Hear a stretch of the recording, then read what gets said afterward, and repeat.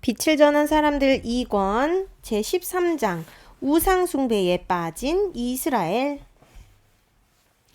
아론, 도대체 모세는 언제쯤 시내산에서 내려옵니까? 혹시 우리를 버려두고 다른 곳에 간 것은 아닐까요? 아니면 시내산에서 무슨 봉변이라도 당한 것은 아닐까요? 맞아요. 무슨 일이 일어나지 않고서야 이렇게 오랜 동안 산에서 내려오지 않을 이유가 없지요. 그러게요. 모세가 올라갈 때 식량도 얼마 안 가지고 올라갔는데 벌써 한 달이 넘었습니다. 젊은 병사들을 뽑아서 수색을 해봐야 하는 것 아닙니까? 여러분 진정하세요. 모세는 하나님의 부르심을 받고 시내산에 올라갔습니다. 그리고 모세를 호위하기 위하여 여호수아도 갔으니 안전하게 잘 있을 것입니다. 너무 걱정하지 마세요. 사람들이 모이는 곳마다 모세의 이야기로 떠들썩합니다. 왜냐하면 모세와 여호수아가 하나님의 부르심을 받고 시내산으로 올라간 지 벌써 한 달이 넘었기 때문입니다. 사람들은 혹시 모세가 이스라엘 백성을 버려두고 다른 곳으로 간 것은 아닌가 하여 두려워했습니다. 또 어떤 사람들은 모세가 산 짐승에게 해를 당한 것은 아닐까 걱정하기도 했습니다. 그러나 대다수의 사람은 이스라엘을 인도할 지도자가 사라진 것에 대해 두려워하였습니다. 여전히 하나님의 구름 기둥과 불 기둥이 이스라엘 백성을 지키고 있었지만 백성은 모세가 눈에 보이지 않는 것이 두렵기만 했습니다. 이 틈을 타서 사탄은 사람들의 마음을 부추겨 우상을 만들도록 했습니다. 사탄의 유혹에 가장 먼저 넘어진 사람들은 이스라엘 사람들이 아니라 이스라엘이 이집트에서 나올 때 그들과 함께 나온 이방인들이었습니다. 이 사람들은 이집트에 열재앙이 내리는 것을 보면서 이집트에 남아있는 것이 두려웠습니다. 그래서 이스라엘 사람들 틈에 섞여 함께 나왔습니다. 여러분, 우리를 인도하던 모세는 우리를 떠났습니다. 그는 결단코 우리에게 돌아오지 않을 것입니다. 우리는 지도자를 잃었습니다. 모세가 떠났으므로 하나님도 우리와 함께하지 않으실 것입니다. 우리를 위하여 신을 만듭시다. 우리를 인도할 신을 만들어야 합니다. 맞아요. 모세는 떠났어요. 이제 이 광야에서 우리는 모세 없이 살아야 합니다. 우리를 지켜주고 인도할 신을 만듭시다. 이방 사람들의 선동에 이스라엘 백성은 술렁거리기 시작했습니다. 뭐라고? 우리가 신을 만든다고?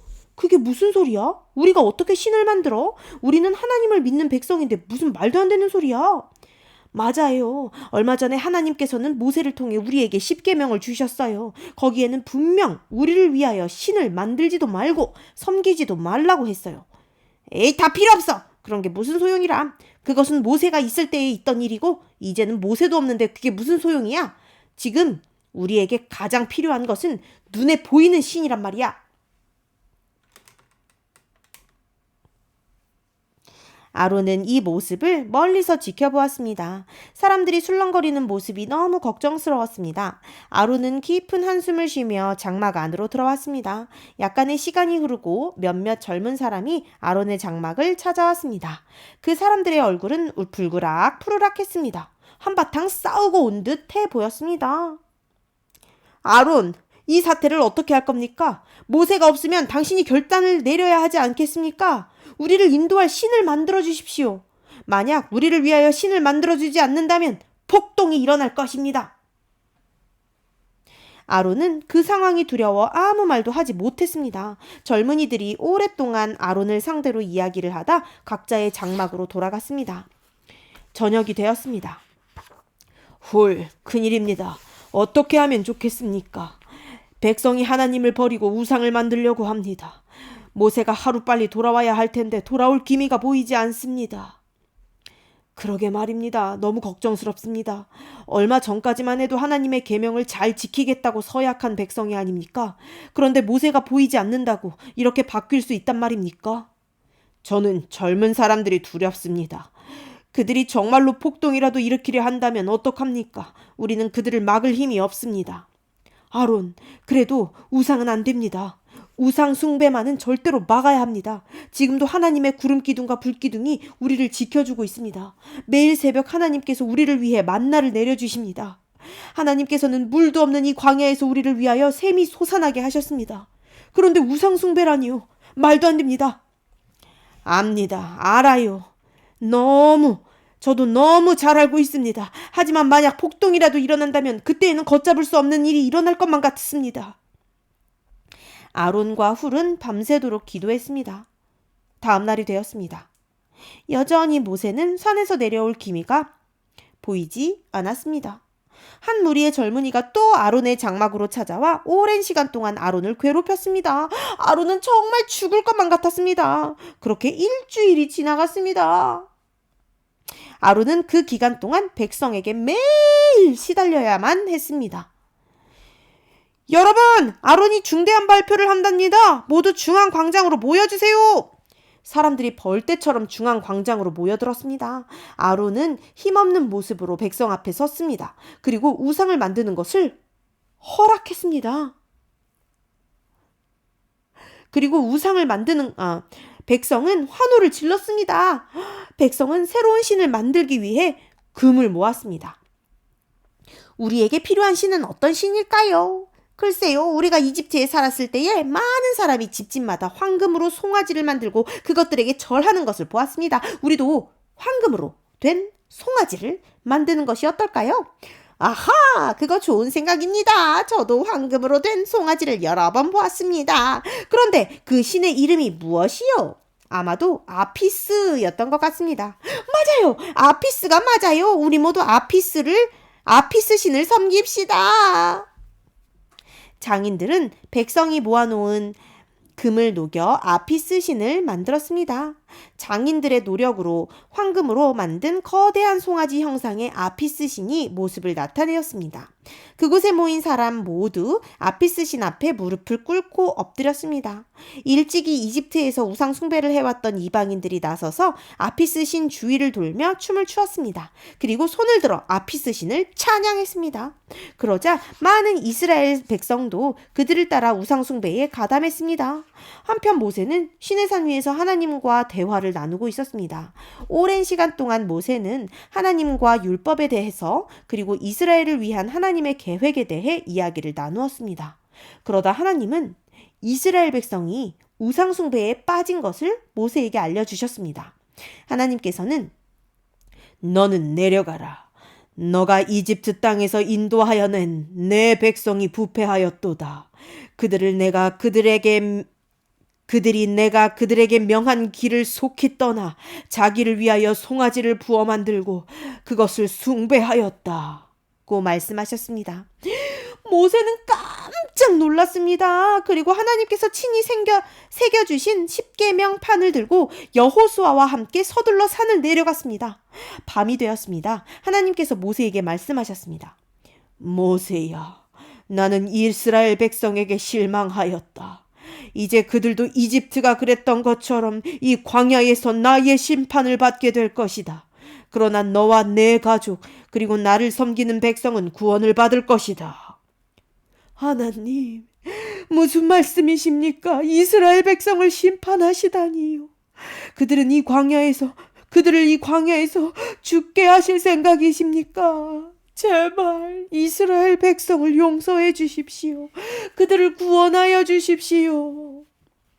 모세는 이스라엘 백성을 위하여 간절히 빌었습니다.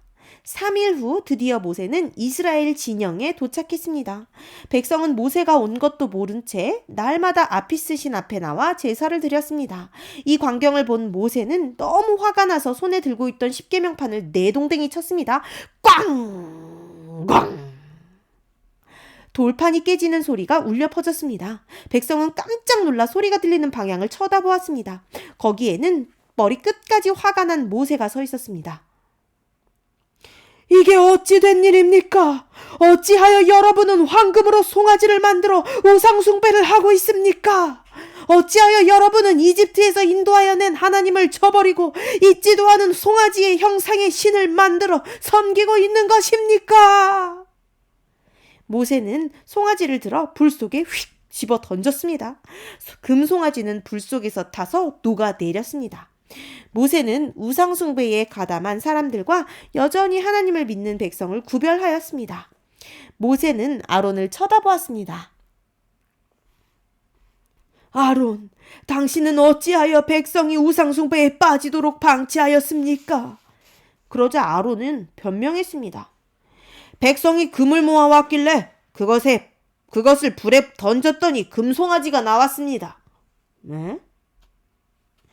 말도 안 되는 변명에 모세의 마음이 너무 아팠습니다. 그날 우상숭배에 빠졌던 약 3,000명의 사람이 목숨을 잃었습니다. 죽었어요. 그러나 우상숭배에 빠졌더라도 회개한 사람들은 생명을 잃지 않았습니다. 밤이 되었습니다. 하나님의 불기둥이 이스라엘 백성을 둘러 지키고 있었습니다. 모세는 아론과 함께 언덕을 올라갔습니다.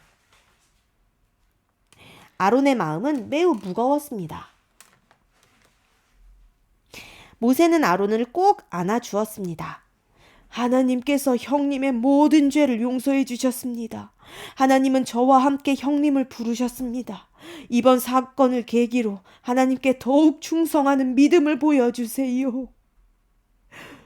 아론은 눈물을 흘리며 자신의 죄를 회개하였습니다.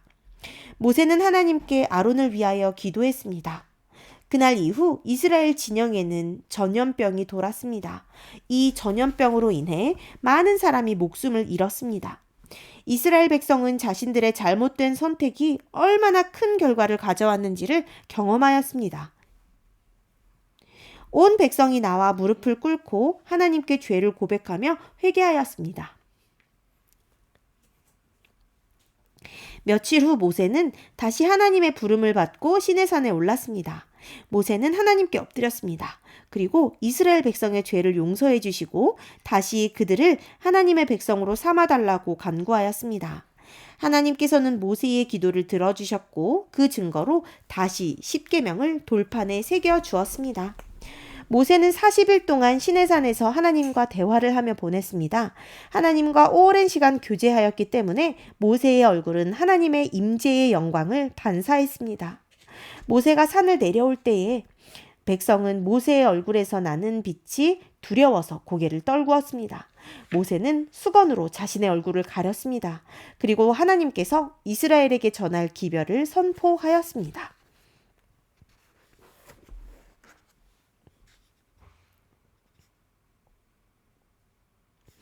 이스라엘 백성이 시내 광야에서 우상숭배에 빠진 사건은 모세에게 엄청난 충격을 주었습니다. 이 사건이 있기 전에도 이스라엘 백성은 여러 차례 모세를 실망시켰습니다. 그들은 이집트를 나올 때부터 모세에게 불평을 늘어놓았습니다. 먹을 것이 부족할 때에는 굶어 죽는다고 불평하고 물이 없을 때에는 목말라 죽는다고 불평했습니다. 매일 불평하는 이스라엘 백성을 대하는 모세의 마음이 어땠을까요? 정말 힘들고 괴로웠을 것이라 생각됩니다. 모세는 자신에게 불평과 불만을 늘어놓는 백성을 위하여 끊임없이 기도했습니다. 그들의 먹을 것을 위해, 마실 물을 위해, 그들의 건강과 안전을 위해 기도했습니다. 그런데 그 중에서도 최고의 기도 가운데 하나는 바로 그들이 우상숭배에 빠져 죽게 되었을 때의 한 기도랍니다. 하나님께서는 우상숭배에 빠진 이스라엘 백성을 진멸하시겠다고 모세에게 말씀하셨습니다. 그때 모세는 그들의 이름이 생명책에서 지워지기보다 차라리 자신의 이름을 생명책에서 지워달라고 기도했습니다. 그 말은 이스라엘 백성의 생명을 위해 자신의 생명을 내어주겠다는 이야기입니다. 이런 모세의 아름다운 기도 덕분에 하나님은 뜻을 바꾸시어 이스라엘 백성을 살려주십니다. 모세의 이 아름다운 기도는 예수님의 기도를 생각나게 합니다. 예수님도 우리의 생명을 위해 자신의 생명을 내어주시겠다고 기도했습니다. 바로 십자가를 지시기 전 겟세마네 동산에서 말입니다. 예수님께서 지신 십자가는 우리의 생명과 맞바꾼 십자가입니다. 우리의 죄 때문에 죽을 수밖에 없는 우리를 대신해 예수님은 직접 십자가에 달리심으로 우리에게 새로운 생명을 주셨습니다. 그 대가로 예수님은 죽음을 경험하셔야 했습니다. 우리의 생명과 예수님의 생명을 맞바꾼 것입니다. 정말 위대한 사랑이지요? 그 위대한 사랑이 오늘 여러분의 죄를 용서했고 여러분을 살렸습니다. 예수님, 우리를 구원해 주셔서 정말 감사합니다. 끝.